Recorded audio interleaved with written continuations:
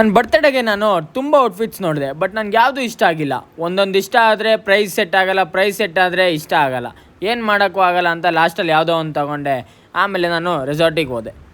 ಮನೆ ಬಿಟ್ಟು ನಾನು ಓರಿಯನ್ ಹತ್ರ ಬೇಲ್ಪುರಿ ತಿನ್ಕೊಂಡು ಆಟೋ ಮಾಡ್ಕೊಂಡು ಅಲ್ಲಿ ಹೋದ್ರಿ. ಅಲ್ಲಿ ನಾವು ಹೋಗಿದ್ದು ಜಂಗಲ್ ಟ್ರಯಲ್ಸ್ಗೆ. ಅಲ್ಲಿ ಬ್ಯಾಂಡ್ ಹಾಕ್ಸ್ಕೊಂಡು ನಾವು ರೂಮ್ ಎಂಟ್ರಿ ಆದ್ರಿ.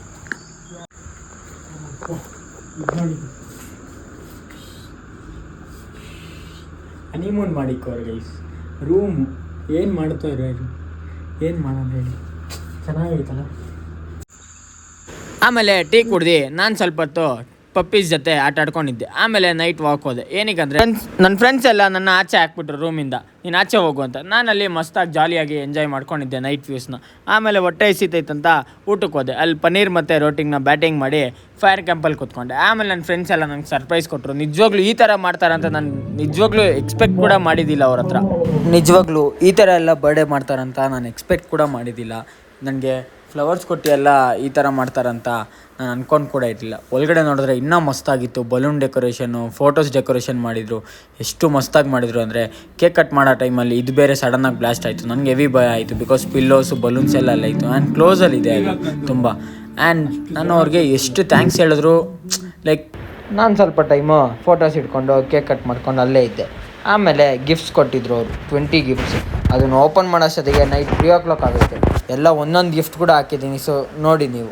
Of your wrist, I think this is my smart watch. ಹೈ ಬ್ಲೂ ಕಲರ್ ಮಸ್ತಾಗೈತೆ, ಮಾತ್ರ ಸಗದಾಗೈತೆ.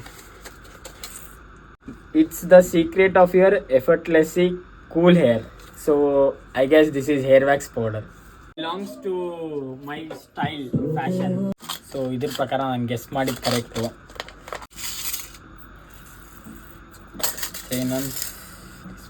ಟ್ರೌಸರ್ ಟೈಟ್ ಬೆಲ್ಟ್ ಸಿಕ್ಕಿರೋದು ನನಗೆ. ಬೆಲ್ಟ್ ಚೆನ್ನಾಗಿದೆ, ಯಾರಿಗಾದ್ರೂ ಹೊಡಿಯೋಕ್ಕೂ ಚೆನ್ನಾಗಿದೆ ಇದು ಅಲ್ಲ. Think about what you use to keep your cards and cash safe. This is purse. Hi Urban Leather guys. Leather purse ಕೊಟ್ಟವ್ರೆ, ಇನ್ಮೇಲೆ ಅದ್ರ ದುಡ್ಡು ಕೊಡಿಡೋಣ ಇದರಲ್ಲಿ. For chilling days and relaxed evenings. ಉಡಿ ಸಾಕ ದೊಡ್ಡದು ಗೈಸ್. ನನ್ನಂತವ್ರು ಇಬ್ರು ತೋರ್ತಾರೆ ಇದರಲ್ಲಿ. ಇಷ್ಟು ದೊಡ್ಡದ ಇರೋದು ನಾನು. ಇಲ್ಲಿಂದ ಇಲ್ಲಿಗೆ ಯಾರು ತೋರ್ತಾರೆ ನೋಡ್ರಿ. ಕಮೆಂಟ್ ಹಾಕ್ರಿ ಯಾರು ಬರ್ತಾರೆ ಇನ್ನೊಬ್ರು ಅಂತ. ಕಮೆಂಟ್ ಗೈಸ್, ಯಾರು ಬರ್ತಾರೆ ಇದರಲ್ಲಿ.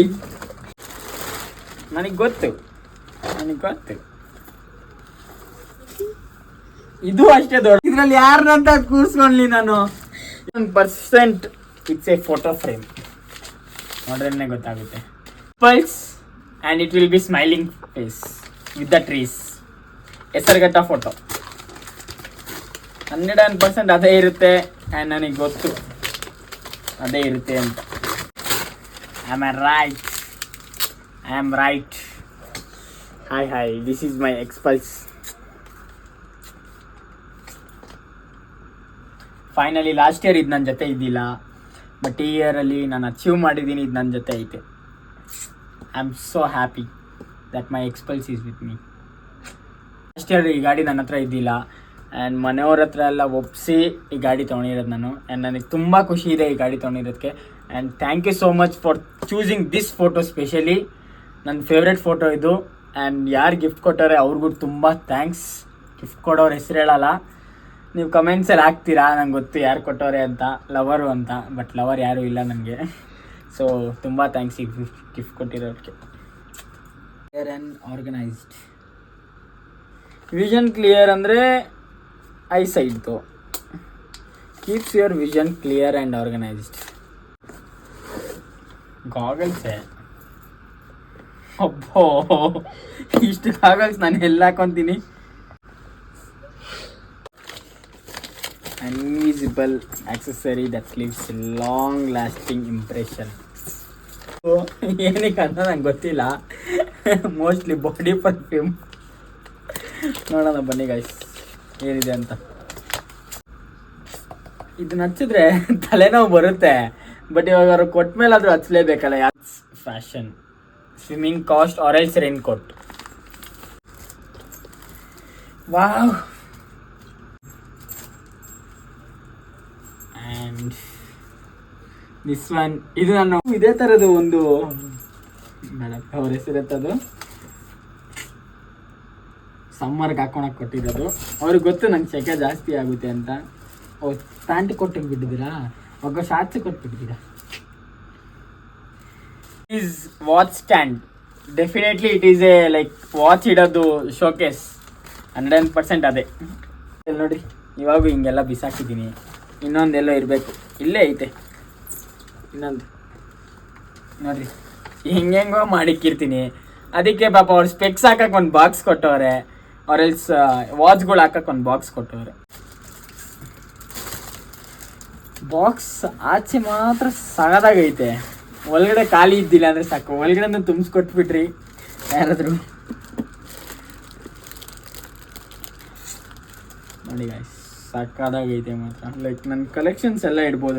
ಆಮೇಲೆ ನಾವು ಹೋಗಿದ್ದು ದೋಸೆ, ಇಡ್ಲಿ, ಚಟ್ನಿ, ಸಾಂಬಾರು ತಿನ್ಕೊಂಡು ನಾನು ಹೋಗಿದ್ದು ರೋಪ್ ಆ್ಯಕ್ಟಿವಿಟೀಸ್ ಆಡೋಕ್ಕೆ.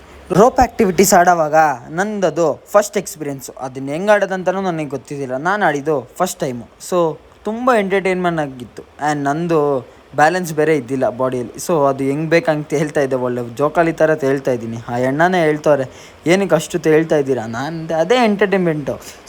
ಸುಮ್ಮನೆ ಆಡಿದ್ರೆ ಏನು ಯೂಸು? ಸುಮ್ಮನೆ ಆಡಬಾರ್ದು, ಎಂಟರ್ಟೈನ್ಮೆಂಟ್ ಮಾಡಿ ಆಡಬೇಕು. ಆವಾಗ ಚೆನ್ನಾಗಿರುತ್ತೆ, ಮೆಮೊರಿ ಆಗಿರುತ್ತೆ. ಇದೇನೋ ಈಸಿ ಇತ್ತು. ಆಮೇಲೆ ಇದ್ದಿದ್ದು ಮಜಾ ಅಂದರೆ ಸಿಂಗಲ್ ರೋಪಲ್ಲಿ ನಡಿಬೇಕು. ಅದು ಫುಲ್ಲು ಹಿಂಗೆ ನಡುಕ್ತಾ ಇರುತ್ತದು. ಮೇಲೆ ಬ್ಯಾಲೆನ್ಸ್ ಕೂಡ ಇದ್ದಿಲ್ಲ, ಮೇಲೆ ರೋಪ್ ಇಟ್ಕೊಂಡೇ ನಡೀತಾ ಇರಬೇಕು. ಇದು ಹೆವಿ ಡೇಂಜರ್ ಆಗಿತ್ತು. ಇದೇ ಲಾಸ್ಟ್ ಸ್ಟೆಪ್ಪು. ಇದನ್ನು ಕಂಪ್ಲೀಟ್ ಮಾಡಿದ್ರೆ ಇದು ಲೈಕ್ ರೋಪ್ ಆ್ಯಕ್ಟಿವಿಟೀಸ್ ಮುಗೀತು ಅಂತ. ಬಟ್ ಇದು ಆಡೋವಾಗಂತೂ ಹೆವಿ ಇತ್ತು. ಆಮೇಲೆ ನಾನು ಹೋಗಿದ್ಲು ಜಿಪ್ಲೈನಲ್ಲಿ. ಅಲ್ಲಿ ಮಜಾ ಇದ್ದಿದ್ದೇ ಬೇರೆ. ಈ 1 ಎಂಟು ಅನದರ್ ಎಂಡ್ ಅರೌಂಡ್ ಒಂದು 200 ಮೀಟರ್ಸ್ ಹೋಗ್ತಾ ಇರಬೇಕು. ಆ ಎಣ್ಣನೇ ಹೇಳ್ತವ್ರೆ ಅಷ್ಟು ಹೆದರ್ಕೋಬೇಡ್ರಿ. ಬಟ್ ನನಗೇನು ಭಯ ಇದ್ದಿಲ್ಲ, ಬಿಕಾಸ್ ವಂಡರ್ಲಾದಲ್ಲೆಲ್ಲ ಆಲ್ರೆಡಿ ಮೋಸ್ಟ್ಲಿ ಎಷ್ಟೊಂದು ಆ್ಯಕ್ಟಿವಿಟೀಸ್ ಆಡಿರೋದ್ರಿಂದ ನಂಗೆ ಭಯ ಇದ್ದಿಲ್ಲ. ನಾನು ಮಸ್ತಾಗಿ ಆಡಿದೆ ಹಿಂಗೆ ಕುತ್ಕೊಂಡು. ಆಮೇಲೆ ಆ ಎಣ್ಣೆ ಝೊಯ್ ಅಂತ ಬಿಟ್ಟರು. ಅಲ್ಲಿರೋ ಜನ ನೋಡ್ತವ್ರೆ, ಯಾರಿಗುರು ಏನೋ ಕೈಯಲ್ಲಿ ಫೋನ್ ಇಟ್ಕೊಂಡೆಲ್ಲ ಹೋಗ್ತವನೆ ಅಂತ. ನಾನು ಅಂದೆ ನನಗೆ ವೀಡಿಯೋ ಫಸ್ಟ್ ಇಂಪಾರ್ಟೆಂಟು ಅಂತ. ವೀಡಿಯೋ ಇಂಪಾರ್ಟೆಂಟ್, ಜೀವನೂ ಇಂಪಾರ್ಟೆಂಟು. ಬಟ್ ನಮಗೆ ನಂಬಿಕೆ ಐತೆ ಜೀವ ಹೋಗಲ್ಲ ಅಂತ ಇದ್ರು ಅಲ್ಲ. ನೋಡಿ ಎಷ್ಟು ಮಸ್ತಾಗಿತ್ತು. ವ್ಯೂ ಕೂಡ ಮಸ್ತಾಗಿತ್ತು. ಫುಲ್ ಫಾರೆಸ್ಟ್, ಜಂಗಲ್ ಟ್ರಯಲ್ಸ್ ಅಂದರೆ ಅದೇ ಸೇಮ್ ಜಂಗಲಲ್ಲಿ ಹೋಗೋ ಥರನೇ ಇತ್ತು.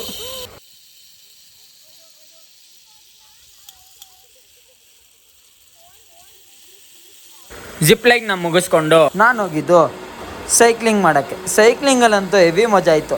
ಸೈಕಲ್ ನೋಡಿದ್ರೆ ಫುಲ್ಲು ಕಂಬಿಯ ಟಯರ್ ಲೈಕ್ ರಿಮ್ಮಿಂದ ಮಾಡಿರೋದೆಲ್ಲ ಅದು. ನನಗೆ ಸೈಕ್ಲಿಂಗ್ ಅಂದರೆ ಚೈಲ್ಡ್ಹುಡ್ಡಿಂದನೂ ತುಂಬ ಇಷ್ಟ. ನಾನು ಪೀಸಾಗಿ ಓಡಿಸ್ಕೊಂಬರ್ತಾಯಿದ್ದೆ. ಆಮೇಲೆ ಅದನ್ನು ಮುಗಿಸ್ಕೊಂಡು ನಾವು ಹೋಗಿದ್ದು ವಾಟರ್ ಆ್ಯಕ್ಟಿವಿಟೀಸ್ಗೆ. ಚೆನ್ನಾಗಿದ್ದಿಲ್ಲ, ಅಷ್ಟೊಂದೇನು ಎಂಜಾಯ್ಮೆಂಟ್ ಇದ್ದಿಲ್ಲ. ಬಿಕಾಸ್ ಸೆಕೆನೂ ಹೆವಿ ಇತ್ತು, ಪ್ಲಸ್ ತಲೆನೋ ಅಂತ ಇತ್ತು ನನಗೆ. ಸೊ ಅದರಿಂದ ಫುಲ್ಲು ಇರಿಟೇಟ್ ಆಗೋಗಿದ್ದೆ ನಾನು. ಸೊ ಅಷ್ಟಿನ ಜೋಶ್ ಏನು ಇದ್ದಿಲ್ಲ ಇದು ನೋಡೋವಾಗ.